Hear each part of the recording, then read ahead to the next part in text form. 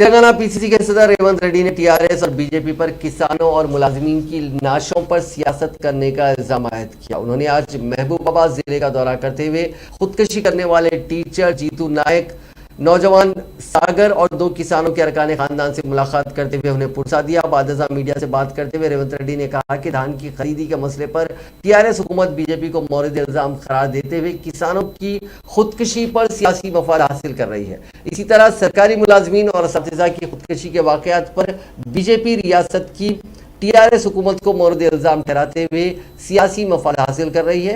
ये दोनों जमातें हक़ीक़ी सियासी मफाद के लिए नाशों पर सियासत कर रहे हैं।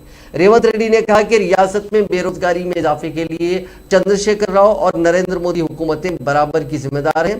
उन्होंने कहा कि आज तेलंगाना में कोई भी तबका खुश नहीं है। किसान, नौजवान, बेरोजगार, तुलबा, मुलाजिमीन, असातिज़ा, खवातीन और मजदूर डर और खौफ की जिंदगी गुजार रहे हैं।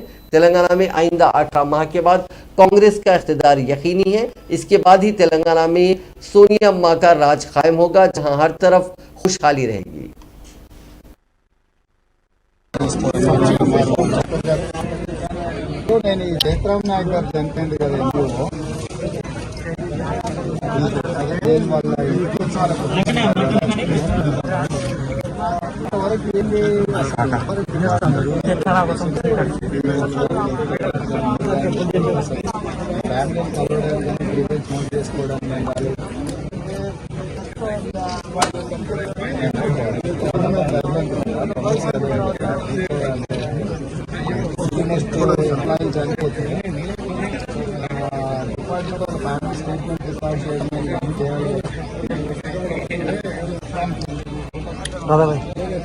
ప్రొసీజర్ ఇన్ని రోజులైంది చనిపోయి, ఇన్ని రోజులైనాక కూడా ఎవరి డిపార్ట్మెంట్ నుంచి రాకపోవడం